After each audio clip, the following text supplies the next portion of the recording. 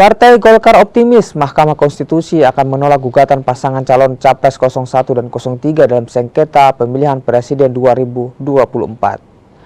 Keyakinan Golkar, MK akan menolak gugatan sengketa Pilpres 2024 disampaikan Ketua Bapilu Golkar Idrus Marham saat berkunjung ke Universitas Islam Negeri di Kabupaten Goa, Sulawesi Selatan.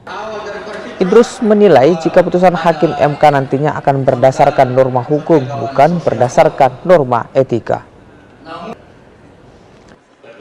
Tetapi setelah kita memperhatikan yang ada, terutama bahwa narasi yang disampaikan sebagai dasar permohonannya itu menurut pada kami itu bukan merupakan bukti.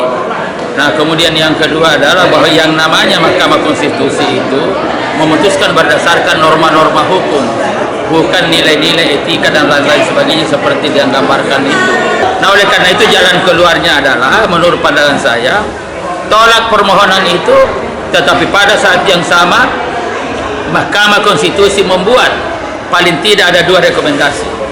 Pertama adalah rekomendasi tentang pembentukan Dewan Etik Nasional, kemudian yang kedua adalah merekomendasikan untuk melakukan evaluasi setelah amandemen Undang-Undang Dasar 1945 ini berjalan 20 tahun lebih, evaluasi dan segera menindaklanjuti untuk melakukan amandemen Undang-Undang Dasar 1945.